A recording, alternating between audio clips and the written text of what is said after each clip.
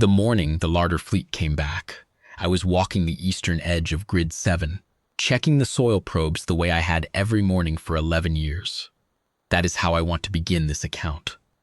Not with the warships, not with the transmission intercepts the outer watch stations had been flagging since the previous week, not with the emergency broadcasts that would eventually roll across every surface channel on the planet. I want to begin with the soil probes, because that is where I was, and because I think it matters. The fact that an ordinary man on an ordinary morning was doing an ordinary thing, and the sky above him was about to be crossed by something that had not visited this world in 55,000 years, and the ordinary man finished checking his soil probes first. My name is Edrin Voss. I am 43 years old. I was born in the Tural Basin Collective, eastern subsector of the Eurasian Agri-Megaplex, Grid Sector 7, about 40 kilometers north of what the old maps call the Caspian Depression, though there is nothing depressed about that land anymore. The collective runs 11,000 hectares of grain cycle rotation under the planetary irrigation mesh, employing about 600 permanent workers and another 400 seasonal. I have been a soil technician there since I was 20 and senior soil lead for Grid 7 since I was 32. I am not a soldier. I am not a diplomat. I am not a planetary defense officer or an engineer of the great orbital rings or a crew member of any warship in the human fleet. I grow food. I keep the ground healthy. That is my work, and I am not ashamed of it. I tell you who I am because people who hear this account sometimes expect a more dramatic narrator. They expect a commander on a dreadnought or a counselor in a shielded chamber, or at least someone whose job description includes words like defense and response and threat assessment. I understand the expectation, but what happened on that morning was witnessed by 40 billion people on the surface of this planet and by several 100,000 more on the orbital platforms and aboard the fleet elements already on station. Every one of them has a story. This one belongs to a man who was checking soil probes. Let me tell you what the plains of the Tural Basin look like on an early summer morning when the sky is clear. You have to understand the sky first, before you can understand what it meant when the Larder fleet arrived inside it. The sky over the megaplex is never empty. It hasn't been empty in my lifetime, and according to my grandmother, who was born in the Reconstruction years, it was never truly empty even when she was young, when the first ring elements were going up, and the sky was full of construction tethers and orbital scaffolding lit amber at night. By the time I was old enough to stand in a field and look up, the rings were complete, all 22 of them. At the right angle in the morning, you can count 5 or 6 of them crossing the sky at different inclinations, thin bright lines that look like scratch marks on blue glass. And if you watch long enough, you can see the weapons platforms moving along their tracks, blocky dark shapes against the brightness. On clear nights, 3 or 4 of the rings glow faintly pink from the grid charge cycling. My daughter used to ask me when she was small why the sky had lines in it, and I told her they were the world's way of remembering. That sounds like something a father says to make a child feel better about a complex answer, but I meant it. I knew what the rings were for. Every person on this planet over the age of about 8 knows what the rings are for. You learn it in school, the same way you learn arithmetic and language. You learn that 55,000 years ago, the number is so large it barely lands. Something came to this world and stripped it. You learn what was taken. You learn how long it took to grow back. You learn why the rings are there and what they are capable of, and what it means that they have never had to fire in the lifetime of anyone alive. That last part used to bother some people. The debate comes up every few generations. The resource cost of maintaining a defense architecture has not been tested against a live threat in recorded human history. The opportunity cost of the warship programs. The political weight of the planetary watch mandate. I am not a political man, but I remember my father saying, when I was about 12 and came home from school with some garbled version of the debate in my head, the fact that it hasn't fired is the point. That's what ready looks like. Ready is a thing that never has to happen. I thought about that while I was walking Grid 7's eastern edge, the morning the fleet came back. It was the 7th of June. The probes along the eastern boundary run in a line of 48 units spaced at 200-meter intervals, and my job that morning was to pull the overnight soil chemistry readings, check the probe housings for moisture intrusion after a rain event 2 nights earlier, and flag any units showing anomalous readings for the maintenance crew to address before the day shift irrigation cycle started. Normal work. The kind of work where your hands are busy and your mind is half somewhere else. I had my field tablet in my left hand, and I was crouching at probe 31, logging a slightly elevated magnesium reading that would need a soil amendment note, when the outer watch alert tone came through on my earpiece. I wear the earpiece during field hours as a matter of routine. The collective's operations channel runs through it, and every citizen with a Ground Watch volunteer registration also receives the planetary surface alert feeds. I registered as a Ground Watch volunteer when I was 19. In 24 years of wearing the earpiece, I had heard 3 planetary surface alerts, and all 3 had been system tests. The tone that morning was not a system test. I knew immediately. The system test tone has a specific cadence, 2 short, 1 long, a pause, repeat. What I heard was continuous, a low, even, unbroken tone that the planetary watch documentation describes as the outer threshold alert, which means that something of potential strategic significance has been detected, crossing the outer threshold of the solar system's monitored perimeter and is tracking inward. I stood up from the probe. I took a breath. I noted the probe reading in my tablet and finished the log entry, because the amendment note still needed to be filed before the irrigation cycle. Then I looked up. The sky was clear and bright. The rings were where they always were.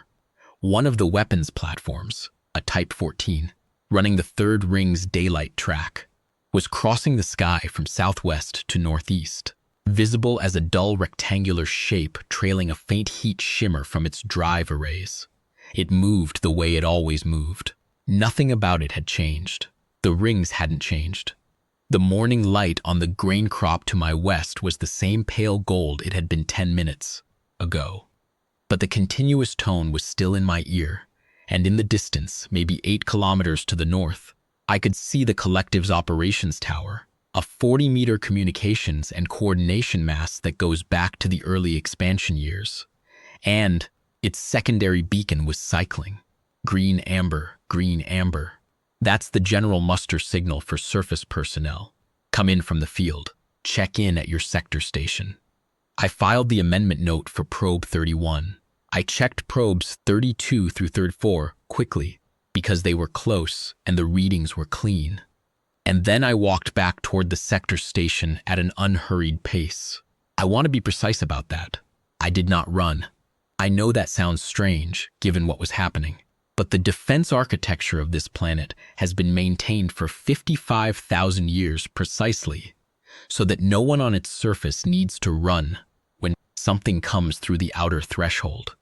I had spent my whole adult life under those rings, watching those platforms track their courses, knowing the warship fleet was on station, knowing the Planetary Defense Command was staffed around the clock in the deep-hardened facilities beneath the Turl Range. Running would have been an insult to all of that. It would have meant I didn't believe in what we had built. My father used to say, when the thing you prepared for finally arrives, the preparation does the running for you. I walked back to the sector station. The sector station for Grid 7 is a low building set into the earth, good thermal mass for the summers, with a communications center, a small briefing room, 4 bunks for the overnight watch rotation, and a surface feed display panel that covers the entire east wall of the main room.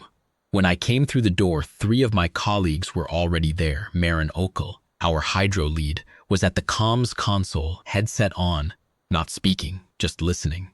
Dave Paris, who handles the northern grid boundary, was standing in front of the display panel with his arms crossed. Yen Kayo, the youngest person in Grid 7, 26 years old, and halfway through her first full season with us, was sitting very still at the far end of the briefing table with her hands flat on its surface, looking at the display. I looked at the display. The planetary surface feed carries the Outer Watch summary data as one of its standard overlays.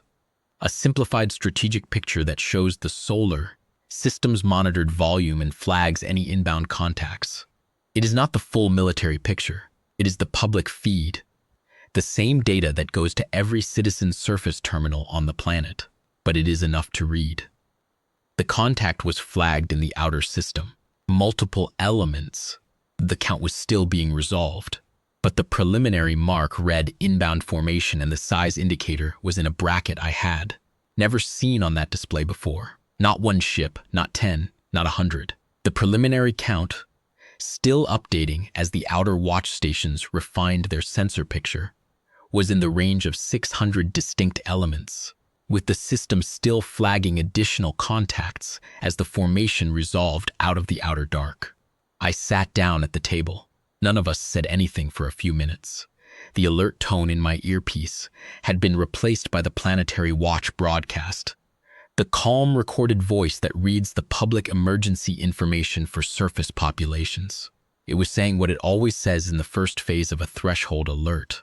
Stay at your designated station, await sector coordinator instructions, monitor the planetary surface feed. Standard language. I had read that language in the volunteer documentation a dozen times. Hearing it spoken, against the backdrop of that contact count still ticking upward on the wall display, gave it a different weight. How long to inner system? I asked. Dav turned from the display. At current track rate, outer system models give 41 hours to the orbital engagement zone. Could vary depending on deceleration. He paused. They're decelerating already, actively. That was the first detail that landed with particular force. Deceleration means intent to arrive. Something at that range and that count. Decelerating on an inbound track for a world. That is not a passage. That is a visit, I thought. 55,000 years. The history is in the record. Every schoolchild knows the broad outline. 55,000 years ago, in the epoch the archive calls the first stripping, a fleet designated in the human memory banks under the name Kethara, which is the closest phonetic transcription of their own designation, preserved in the recovered signal archive, descended on this world with what the best reconstruction of the evidence suggests was a resupply and harvest mandate. They did not wage war. They did not destroy cities. There were no cities. They simply arrived in the era before modern human civilization had reached what we would now recognize as organized complexity, and they took what they had come to take: biotic material. Organic matter on a scale that the archive describes with a number large enough to read, like a measurement error. Top-tier soil horizons, deep-water biome contents, surface-level fauna populations across 4 of the 5 inhabited continents. They had an operation. They had methodology. They left the planetary ecosystem functioning, because a dead world cannot regenerate the harvest for the next visit.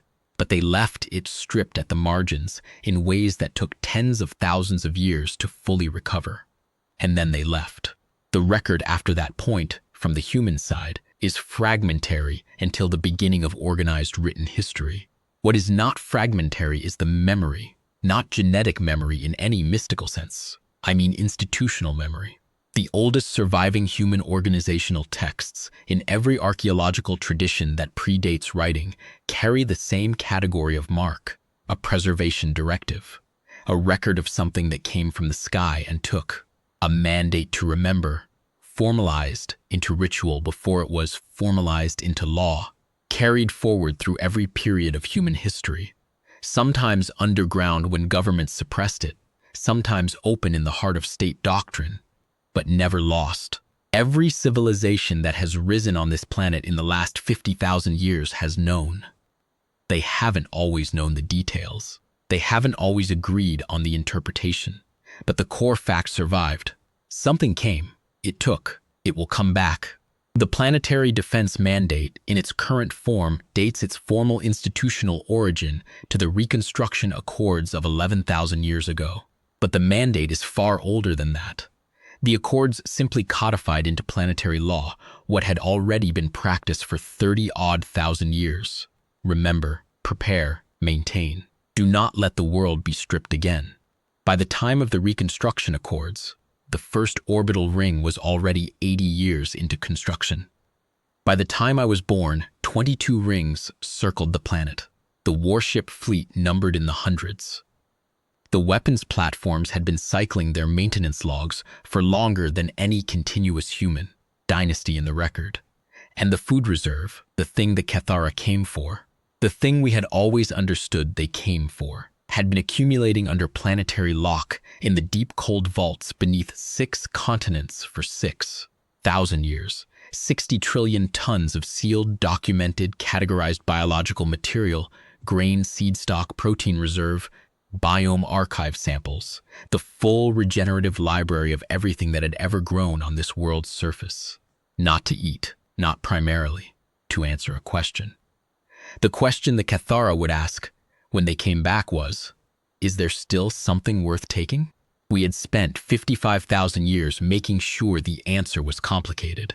I was thinking about all of this while sitting at the briefing table in Grid 7's sector station, watching the contact count on the wall display tick towards 640. The display updated the classification from unidentified inbound formation to confirmed strategic contact, the first time that designation had ever appeared on a public surface feed in the history of the Planetary Watch. Yen Callow looked at me from her end of the table and asked, in a very quiet voice, whether she should radio her family in the northern settlements. I told her yes, and I told her what to say. We're at the station. We're doing our jobs. We're all right. She nodded and went to the corner to make the call. Marin Okel pulled off her headset and turned from the comms console. PDC has confirmed contact class, she said. They're using the archive classification, kethara. She said the word carefully, the way you say a word you've read many times and spoken very few. Fleet identifier reads consistent with kethara inheritance class column formation. The outer watch is saying it's the same drive signature profile as the recovered signal archive records. Same species. The room was quiet. Same species, Dav said. Same species. I had known intellectually for my entire adult life that they might come back. Everyone who lives under these rings knows it. We are taught it as fact. They left, they will return. This is what the preparation is for. But intellectual knowledge in the moment the wall display reads kethara, and your colleague says same species. Those are different experiences. The words sat in the room with a weight that surprised me. Not fear, exactly. Something older than fear. Something that felt like recognition, I said. How many? Marin looked at her console. 641 confirmed warship class elements. 17 designated as reclamation engine configuration. She paused on that last designation. I saw her process what it meant. A reclamation engine, in the kethara operational taxonomy preserved in the archive, is the harvest processing platform, the piece of the fleet that does the taking, the part that had, 55,000 years ago, descended through the atmosphere and spent 6 months systematically stripping the biotic material from 4 continents, 17 of them. They had come to resupply. I stood and walked to the east window of the sector station. Through the glass, I could see Grid 7's eastern boundary, and beyond it, the open plain running flat to the horizon. The morning light was clear and steady. The grain rows stood at full height for the season, precise and even, running in parallel lines all the way to the boundary fence. Beyond the boundary, the Agri-Megaplex's irrigation main ran its elevated conduit on pylons spaced every kilometer, the conduit catching the morning sun along its full visible length. Beyond the conduit, on the farthest edge of what I could see from the window, the geodesic dome of the Turl Reserve Vault facility caught the light like a low hill of glass.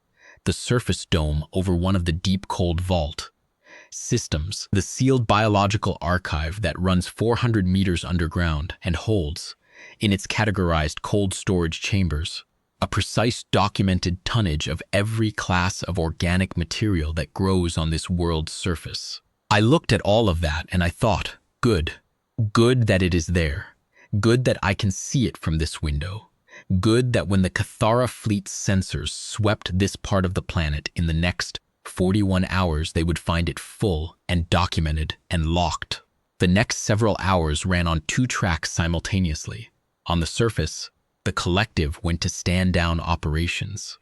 Non-essential fieldwork was suspended. Sector stations across the megaplex went to continuous watch staffing, and the collective's operations coordinator broadcast a calm, factual update every 2 hours on the operations channel. No panic, no dramatic announcement, she said in her first update. The Planetary Defense Command is tracking an inbound contact formation. All defense architecture is at full readiness. Our role is to remain at our stations, maintain our records, and do our work. She has been our coordinator for 9 years, and she has a way of saying things that makes them feel settled without making them feel small. There is a thing that happens in the body when a long-expected event finally arrives. I have thought about this a good deal since. It is not the same as the response to a sudden shock. A sudden shock is all adrenaline and reaction, the body moving before the mind has caught up. What I felt in those early hours, and what I saw in the faces around me, was something more deliberate, a kind of settling. The way a building structure settles when the load it was designed to carry is finally applied to it. Not collapse, not stress, but the quiet affirmation of weight-meeting capacity. Every person in that room had spent their whole life being told that this day existed somewhere, ahead of them in time, and now the day had arrived, and the structure that had been built to receive it was receiving it. Dave Paris, who is not a demonstrative man, stood at the display for a long time without speaking, and then he went to the back of the station and came out with the emergency kit, the standard PDC surface personnel kit that every sector station maintains, the one that contains the water purification tablets and the medical pack and the radiation monitoring badge and the full-color printed copy of the Planetary Watch emergency protocols. He laid it on the table, opened it, inventoried it, confirmed everything was present and in date, closed it, and put it back in its cabinet. None of us had asked him to do that, but it was exactly the right thing to do at that moment, and everyone recognized it as such. We are at our station. Our kit is inventoried. We know where our protocols are. That is what you do. Yen Kaio, in the hours after she spoke with her family, sat at the briefing table with a copy of the Planetary Watch Surface Volunteer Manual that she had apparently been carrying in her bag, a personal copy, annotated in the margins in her own handwriting, which she had clearly been reading and rereading for some time. She went through the section on post-contact surface watch procedures, checking off items against the station's current status. At one point, she looked up and said, "We're missing a ground-level atmospheric monitor. The manual says sector stations in Tier 2 megaplex zones should have a portable atmospheric sensor for post-engagement air quality assessment." I said I would check the equipment log, and I did. And we were missing it because the unit had gone for calibration 6 weeks earlier and had not yet been returned. I filed a note to the equipment depot and marked it as a stand-down priority. The depot returned the unit the following day. The world that built those 22 rings was also a world where a 26-year-old woman reads her volunteer manual on the day the fleet arrives and notices that the atmospheric sensor is missing, and asks about it because the protocol says it should be there. I want that detail to be part of this account. The large things and the small things are the same thing when you follow them far enough back. On the orbital level, above us, the planetary fleet was moving. The surface feed showed the summary tracks of the major elements entering their strategic positions. By midday, the 6 Pillar-class dreadnoughts on the daylight arc were visible to the naked eye from our location. Bright, steady points, too fixed against the star field to be stars, moving in a pattern that the defense planning documentation calls the equatorial engagement bracket. I had read about the equatorial engagement bracket in the Planetary Watch volunteer materials years ago. The bracket is a layered defensive geometry that places the heaviest warship elements between any inbound formation and the planetary surface, with the ring systems providing layered fire corridors behind them. In the volunteer materials, it is a diagram and a description. Standing outside the sector station and watching it take shape overhead, in actual light against an actual sky, it was something else. Sura Teldon came to the station about midday, which surprised me. Her sector station is Grid 9, 2 kilometers north, and she had no operational reason to be in ours. But the Grid 9 coordinator had told her sector she could consolidate with 7 for the duration, and she had walked over because, she said, she knew more people here. She is a quiet person, methodical, the kind of worker who documents everything, and never asks a question she can look up herself. She came in, checked the display, confirmed the contact count, and then went outside and stood looking at the sky for about 10 minutes. When she came back in, she said the lead dreadnought in the southern arc was the Artis Covenant.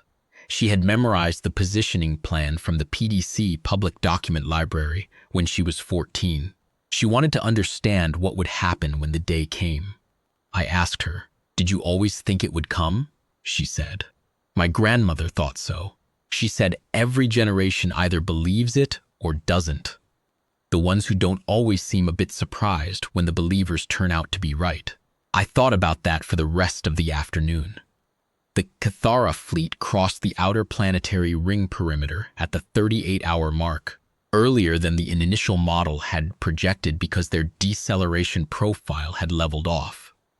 They were coming in at a lower velocity than the Outer Watch estimate had assumed, which the PDC's public briefing said was consistent with a resupply operation approach vector rather than a combat approach vector. The distinction matters. A harvest fleet coming to work does not burn hot on the approach. It is methodical. It is confident of its welcome.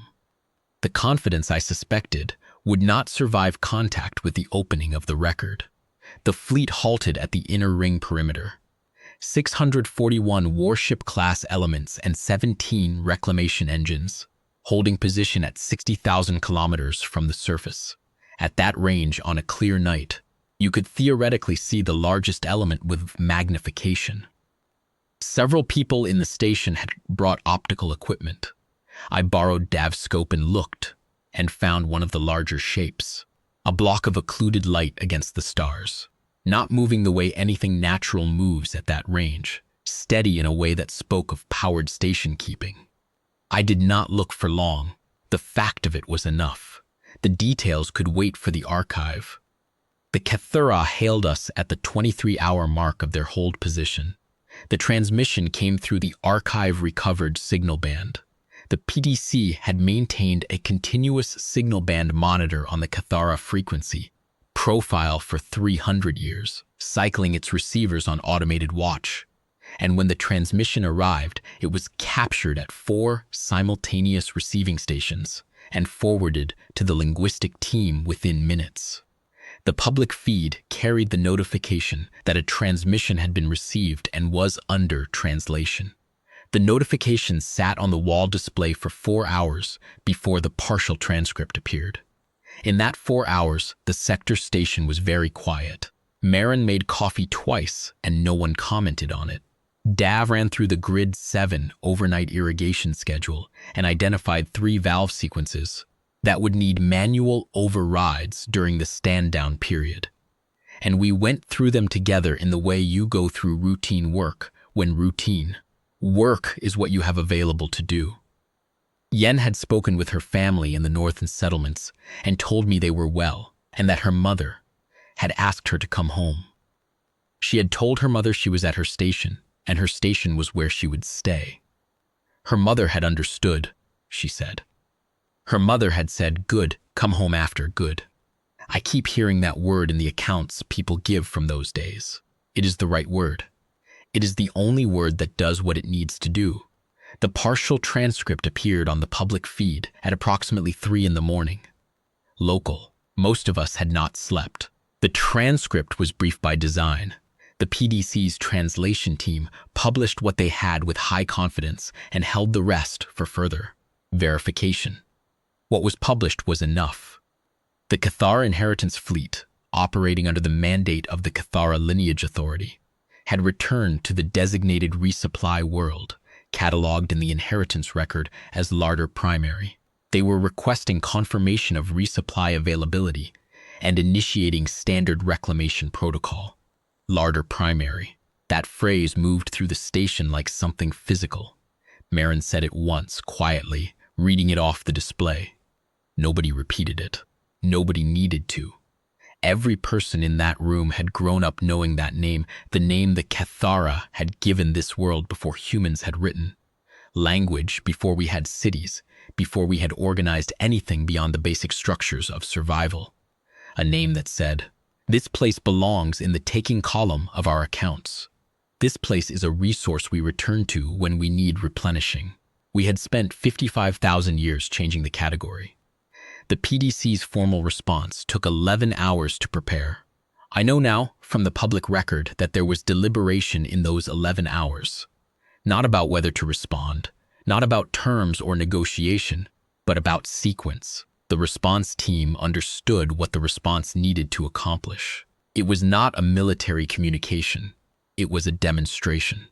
The kethara needed to see the full picture in an order that built correctly, so that the weight of each successive layer landed before the next one arrived. The people who designed the opening of the record had been working on its content and sequence for 40 years, maintaining and updating it against the outer watch probability models that had been projecting the return window since the long-range intercept program began identifying kethara drive signatures in the outer system. 40 years of preparation for an 11-hour document. 600 years of linguistic reconstruction before that. 55,000 years of institutional memory before that. The opening of the record was not improvised. It was the product of all of that, assembled and ready. In the sector station, during those 11 hours, we kept the operations channel active and the display running and the coffee warm. There's not much else to say about those hours, except that they were long in the way that only a particular kind of waiting is long. Not anxious waiting, but purposeful waiting. The way a craftsman waits for a cure to finish, or a farmer waits for a harvest to ripen. You have done the work that was yours to do. Now you wait for the thing to run its course. Marin, in the early hours of that watch, pulled up the archive's public portal on the briefing room console and read aloud the archive entry on the first stripping. Not the 5-line summary that would later appear in the opening of the record's closing layer, but the full academic reconstruction, which runs to about 40 pages. She read slowly, in the quiet of the room, and no one asked her to stop. We had all learned the outline in school. The full record is something else. The specificity of it. The continental breakdowns, the biome class assessments, the timeline of the operation in weeks and days as reconstructed from the physical record of the stripping itself. The sediment layers, the pollen records, the genomic bottleneck signatures in the surviving lineages. The archive reconstructs the first stripping with the precision of a forensic investigation, which is what it is, the most comprehensive crime scene analysis in the history of this world. Marin read for about 2 hours. Then she closed the portal and said, "That is what the vault is for." And she did not say anything else about it, and she did not need to. I thought about the reclamation engines parked at the inner ring perimeter. 17 of them, each one a purpose-built industrial harvesting platform, carrying in their designs and operating procedures the institutional knowledge of an operation they had expected to conduct as a matter of routine, not malice, exactly. The archive's reconstruction of the kethara operational model suggests they do not think of what they do in terms that map onto human moral categories at all. They are a civilization with resource needs and an operational model for meeting those resource needs. And 55,000 years ago, this world was an undefended larder, and they were hungry, and they came and they took. The immorality of it is real, but it is not the immorality of cruelty. It is the immorality of indifference, which is in some ways harder to reckon with. We had reckoned with it for 55,000 years. We had built our answer in steel and orbital geometry, and sealed vaults and maintenance logs. The answer was not cruelty either. It was simply no. Clear and complete and backed by everything we had. That is the whole of the moral logic of the planetary defense mandate. No, we are here. What is ours is ours. The record is maintained. Come and see what we have become, and understand that you will not take from us again. The public version came through on the surface feed as a layered sequence of displays, each one a different element of the planetary picture. It began with the orbital defense architecture. All 22 rings, each with its full inventory of weapons platforms, its operational readiness status, and its engagement range specifications. Not one platform offline, not one ring with an unresolved maintenance flag. The system had been in continuous operational readiness longer than the Kethara fleet had been traveling, and every ring's maintenance log reflected it.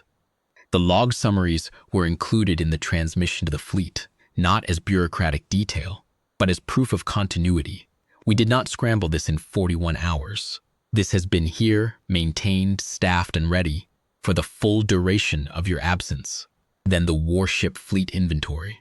Not just the elements currently on station, the full commissioned inventory, by class with station location and readiness status. 814 warships, the largest of them, the Pillar-class dreadnoughts, run 11 kilometers from bow to stern. There are 12 of them. The display showed their positions and their readiness classifications and the crew totals aboard each element. And outside the station's east window, 6 of those dreadnoughts were visible to the naked eye at that moment, holding their bracket positions in the daylight arc. I stood at the window and looked at them while the display was running. Bright, fixed points against the blue. Each one a city that flies. Each one crewed by people who had spent careers maintaining a readiness posture for this specific contingency, running exercises against simulated kethara formation models, training for an engagement that had not yet been required and might, if the opening of the record did its work, never be required.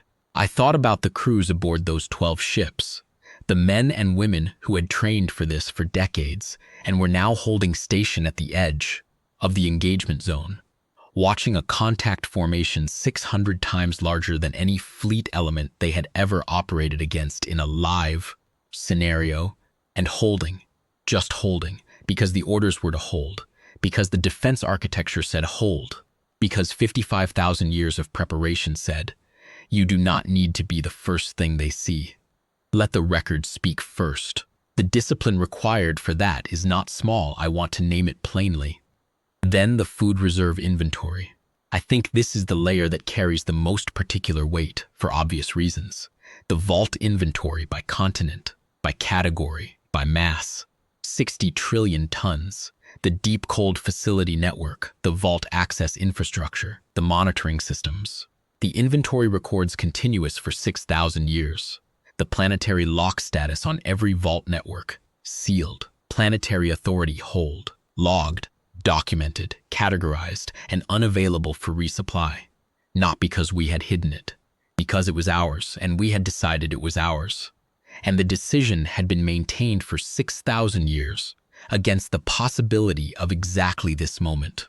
The reclamation engines in the kethara fleet were, by the archive's best reconstruction, designed to process organic biotic material into storage formats for transit over interstellar distances. They were the functional mechanism of the first stripping. They were here now, 17 of them, parked at the inner ring perimeter, and every gram of material they had come to reclaim was accounted for in the reserve inventory, sealed under planetary authority, backed by 814 warships and 22 orbital weapons rings, and logged with a precision that went back 6,000 years. Then the population count. 22,400,000,000 people. On the surface, on the orbital platforms, aboard the fleet elements. Not a species that needed decades to rebuild from a stripping. not a species at the subsistence level that could be managed and left to regenerate. A species in full density and habitation of its world, its orbital space, and its near-system volume, with institutional structures and maintenance logs and population census data that went back further than any kethara commander could reasonably have modeled. And then the archive entry, the record of the first stripping with its mass totals, its date range, its location-specific impact assessment by continent and biome.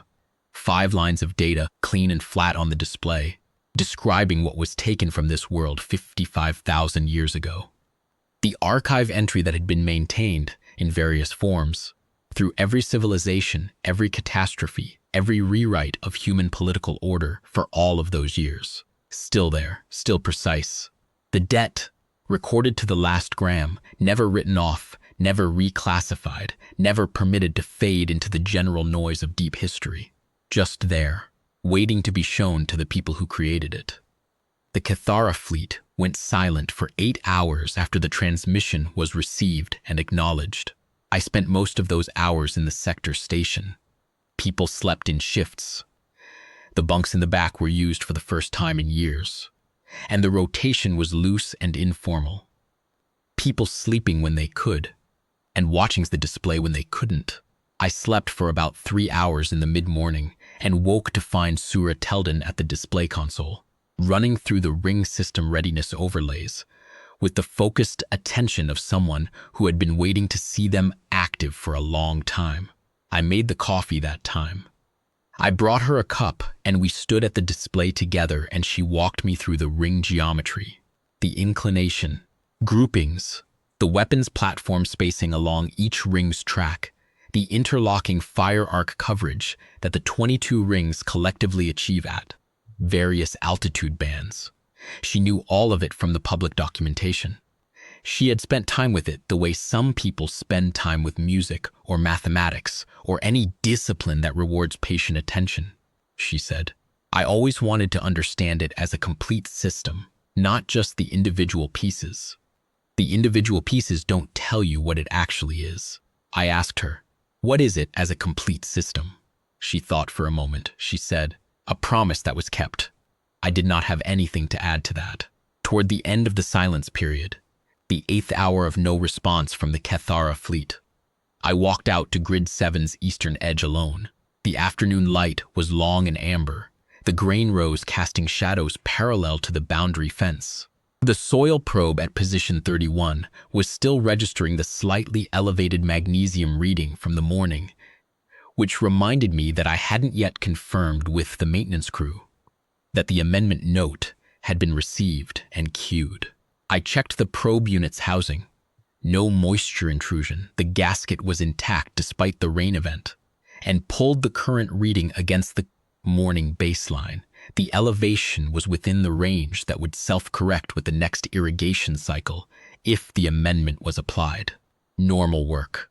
The kind of work you do because it needs doing, and because the world that holds those 22 rings in its sky and those 814 warships in its orbital space and 60 trillion tons of reserve in its vaults is still underneath all of that. A world that needs its soil kept healthy and its grain growing and its probe networks maintained by people who know the reading history and can judge when an elevation is self-correcting and when it needs intervention. I had been out there for about 20 minutes when the alert tone changed in my earpiece. The continuous outer threshold tone dropped to a pulsed pattern, too short, too long. Repeating, which I knew from the volunteer documentation meant the strategic contact was transitioning status. I stood at probe 31 and listened to it. The full account of the kethara Inheritor Admiral's final transmission was published on the public feed 12 hours later after the PDC's translation team had completed its review. I have read it many times since. It was made by the fleet's Inheritor Admiral, the officer who holds command authority over a kethara inheritance fleet column, which is not simply a military rank but a hereditary designation, meaning this individual carried the institutional mandate of the kethara lineage, authority in their person as their ancestors had, going back to the original charting of this world as Larder primary. The transmission ran to 11 minutes. The PDC's translation runs to about 4 pages in printed form. I will not reproduce it in full here, but the shape of it is this. The fleet had received the opening of the record. The fleet had processed its contents. The fleet understood that the world designated Larder primary in the inheritance record had, in the interval since the last resupply operation, undergone a development trajectory that was. And here the translation uses a kethara term, the linguistic team rendered as outside the modeled range. Not unexpected in the most technical sense. The kethara long-cycle modeling, the inheritor admiral said, had acknowledged a non-zero probability that an extended interval between resupply operations could result in significant biotic population recovery and associated technological development. What the model had not projected was the degree of intentionality. The preparation was, the inheritor admiral said, and here the translation team flagged the kethara term as having no good direct equivalent, deliberate in a way that implied institutional continuity across the full interval. A civilization that had maintained a single directive for 55,000 years and had executed on it at scale continuously with documented maintenance logs. The kethara model did not have a category for that. I think about that line more than any other part of the transmission, not because it is flattering, though it is, but because it is precise. 55,000 years of a single institutional memory, intact across every disruption, every dark age, every collapse of human organizational order. Not because we were superhuman, not because we had some special gift for endurance that other peoples lack, because we were afraid enough and clear-eyed enough to decide that the thing which had been done to us would never be done again. And then we did the work, every generation, in the gap between remembering and forgetting, to make that decision mean something real. We did not always know it would be enough. Some generations maintained the rings out of habit, and some out of conviction, and some simply because the maintenance schedule said it was time for the maintenance schedule. Some generations had the full theological and philosophical architecture of the mandate, a rich and living tradition, and some had only the reflex. But the reflex never died. The probe at 31 always got filed. The ring always got maintained. The vault always got sealed and inventoried, and the seal status always got recorded. That is not exceptional. That is what a people does when it decides that the record must survive. The inheritor admiral's transmission ended with a formal declaration. The kethara inheritance fleet was withdrawing its reclamation protocol designation for the world previously catalogued as Larder primary.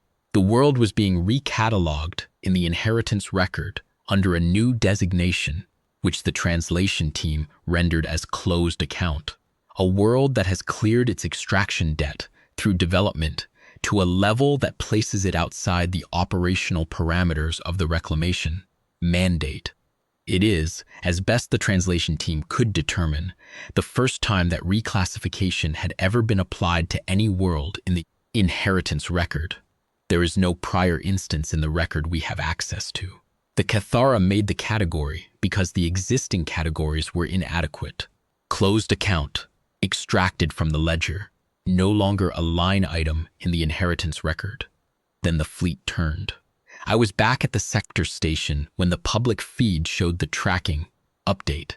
Marin called us all to the display, and we stood in front of the wall and watched the contacts begin to move, not toward the planet, outward. The same vector they had come in on, reversed. The deceleration profile that had brought them through the outer threshold was now an acceleration, burn carrying them back toward it. 641 warship-class elements and 17 reclamation engines, moving outbound on the kethara's own heading, away from a world that had closed the account. I stood at the display and watched the contacts migrate toward the outer perimeter on the summary chart, and I felt something I did not entirely expect. Not triumph, not relief exactly, though there was something adjacent to relief in it. It was closer to. I have thought about the right words since, and the best I have found is sufficiency. The feeling that a thing has been done completely enough. That the work arrived at the point it was meant to arrive at, and did not fall short. The 22 rings held their positions. The warship fleet held its bracket positions. No weapon had fired. No warning had needed to be delivered beyond the calm, layered demonstration of the opening of the record. We had not needed to be anything other than what we were. A civilization that had prepared, documented, maintained, and waited. The Kethara Inheritor Admiral had looked at the record and made the only rational assessment available. The assessment that their model had not prepared them to make, in a category their model had not known to create, and had turned the fleet. That is the most precise description I can give of what happened. They came expecting a larder. They found a closed account. They left. The outer watch maintained continuous tracking on the formation as it cleared the inner and outer ring perimeters and moved onto an outbound vector for the system edge. Within 18 days, the contacts faded below the monitor network's reliable range. The Kethara Inheritance Fleet passed back into the outer dark, carrying a reclassification in its inheritance record that had no precedent. People have asked me, in the months since, whether I think the Kethara will return, whether closed account is a permanent reclassification or a temporary one, whether the Inheritor Admiral's declaration was binding on future Kethara commanders who may operate under a different interpretation of the inheritance mandate. I do not know the answers to those questions. I do not think anyone knows. The archives linguists and strategic analysts have been working on the full transmission record since it was captured, and the interpretive debates are ongoing. What I do know is this. The same question could have been asked 55,000 years ago, after the first stripping, by any human living at the time who had the conceptual framework to ask it. Will they come back? Yes, we knew they would. We did not know when. We did not know in what force. We did not know whether what we built would be sufficient. We only knew that the answer to a second stripping was to prepare, and we prepared. If they come back, if the closed account designation fails to hold across the span of Kethara institutional history the way our memory held across ours, then the answer will be the same as it has always been, remember. Prepare, maintain. The rings will need to be maintained beyond their current 22. The fleet will need to grow. The reserve will need to be documented and sealed, and its records kept current. The archive will need to be preserved through whatever disruptions the next interval brings. And the teachers will need to say to the children, something came, it took. It came back and we closed the account, but we do not forget accounts. That is not a burden. It is a description of what a civilization is when it has decided to survive on its own terms. The burden and the practice and the identity are the same thing, inseparable. And the separating of them is what failure looks like. My daughter called me the morning after the fleet left. She is 17, living with her mother in the Caspian South District, studying environmental systems at the Regional Technical College. She had watched the entire event on the public feed from her dormitory and had, she said, not slept much. She asked me where I had been when it happened. I told her, at my sector station. In the field first, then at the station. She said, were you scared? I thought about the honest answer. I said, not the way you mean. There was weight to it. There was the feeling of a very large thing arriving. But scared? No. Not the way you're scared when you don't know whether you're going to be all right, she said. Why not? I said. Because I knew we would be all right. I knew because of what was overhead. I knew because of what was in the vaults. I knew because people had been working on exactly this problem for longer than you or I or anyone alive can properly imagine. And when I looked at what they had built, I believed in it. She was quiet for a moment. Then she said, did you keep checking the probes? I told her I had checked through probe 34 before I walked back. She laughed. Not a mocking laugh, a real one. The kind that means she understood exactly what I was telling her and why it mattered. She is 17, and she already understands that. Her teachers have done their work. By the morning of the third day, the collective's coordinator lifted the stand down. The field crews went back to the grain rows. I went back to the soil probes. The maintenance crew came through Grid 7's eastern boundary 2 days after the fleet left. The technician who services the eastern probe line is a man named Bren Callis, who has been doing this route for about 16 years and knows every probe unit by its housing marks and its read history, and the particular way certain units behave after a rain event. He is a methodical man, not given to conversation for its own sake, and I have always respected that about him. He found my amendment note on probe 31, pulled the unit for a soil fluid flush, rebedded it, and left it clean. We spoke for a few minutes, the way we usually do when his rotation overlaps with mine. He asked what I had been doing when the alert went off. I told him I had been at probe 31. He nodded. He said, "And then?" I told him I filed the amendment note and walked back to the station. He thought about that for a second. Then he said, "Good." He said it the way you say a thing that is both simple and large. I want to close this account with something that has stayed with me since the night the fleet left. The night the contacts went outbound and the public feed updated from strategic contact departing to outer perimeter clear. There was a period of about an hour where the collective's operations channel went quiet and no one made any announcements, and the planetary broadcast ran only ambient music, which is the PDC protocol for the stand-down transition period between alert states. I was outside, behind the sector station, watching the sky. The rings were where they always were. The Type 14 platform on the third ring's evening track came across from southwest to northeast, the same path it walks every evening, the same dull rectangular shape against the stars. One of the pillar-class dreadnoughts was still visible to the southeast. The Artis Covenant, the one Sura Teldon had named, still holding its station-keeping position, still moving at the precise velocity that keeps it in its designated arc relative to the equatorial ring cluster. It would hold that position for another 72 hours, the standard post-contact security period, before falling back to its long-term patrol station in the outer reaches. I watched it for a long time.